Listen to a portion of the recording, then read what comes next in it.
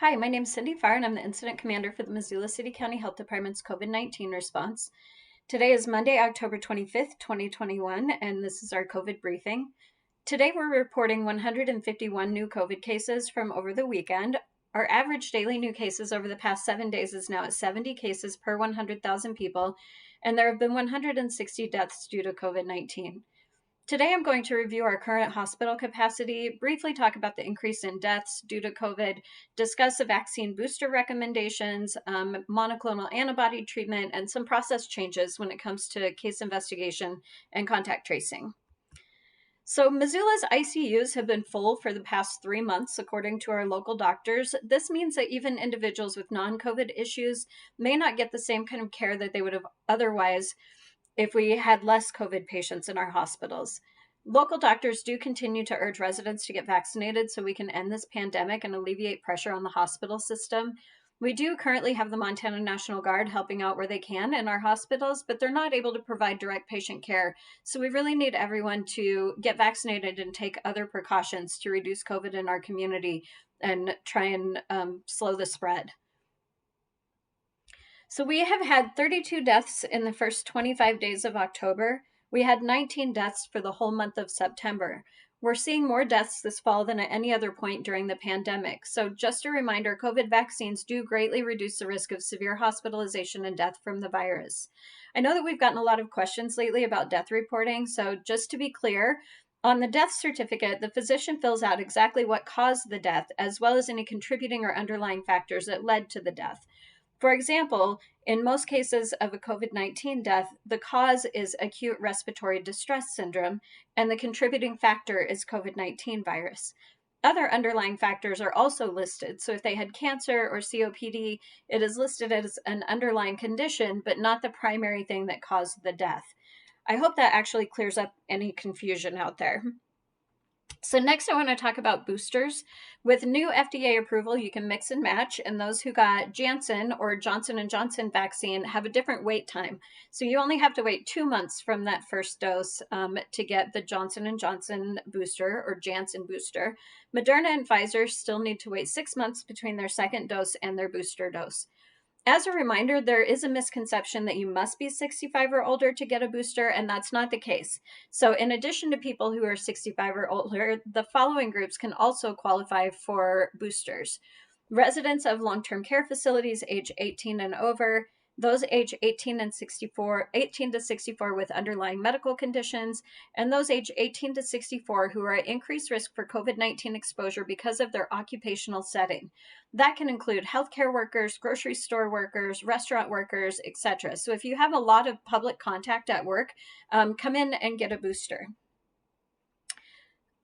Appointments for boosters are not available on a walk-up status. They do have to be by appointment only at our clinic at the mall. This ensures that we have the staffing and resources available. However, first dose and second dose patients can still come in for a walk-in appointment, and we're still making patients who have yet to get vaccinated at all a priority.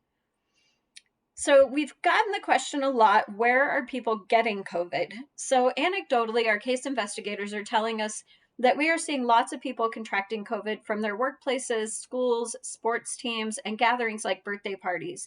So even if you're not required to wear a mask, it is always a good idea to wear one if you're going to be around people who are outside of your immediate household. If you can, practice social distancing as well as good hand hygiene. And don't attend places like work or school or sports or other gatherings. If you have any COVID like symptoms, you can call 258-INFO and they can get you scheduled for a test. So I know that we say it a lot, but keeping your social circle small can really help slow the circulation of this virus. So we recommend that people keep their circle of close contacts to 10 or fewer. This means that if you do happen to get sick, you'll likely transmit the virus to much fewer people. This can have a larger impact than people realize. So it is really important for people to practice this to help us slow the spread of COVID. So next I want to talk about monoclonal antibodies.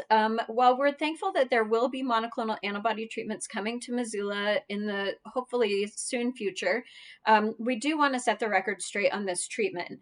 A person does need to have COVID-19 before they can actually get treated with monoclonal antibodies, and there's a very limited window of time in which the treatment can be effective.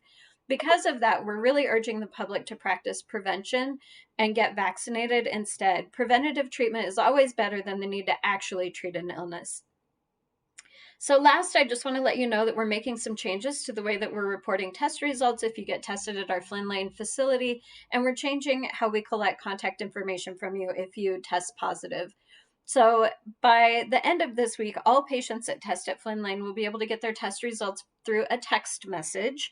COVID-19 positive patients tested through the health department will get a text message to a web form with a link to a web form within 48 hours of taking their COVID-19 test. This web form gives patients instructions on how to properly isolate and more information. If patients don't fill out their web form within 24 hours of receiving it, they'll get a phone call from a case investigator. Patients will also have the option while filling out their form to request a phone call from us. We'll also be auto-enrolling patients in Sarah Alert, the health department software that tracks a patient's symptoms while they're in isolation. The goal is to text close contacts within 24 hours of receiving a positive patient's fully filled out web form.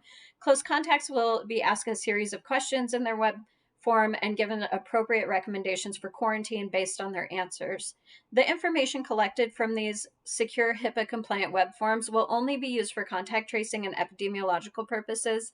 And for those of you out there in the community that do not have access to technology or prefer to complete the process with a staff member, that option will continue to remain in place.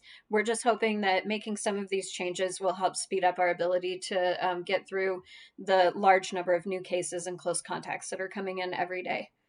So that's it for my briefing for today. As always, you can subscribe on YouTube under my name, Cindy Farr. That's CindyFarr.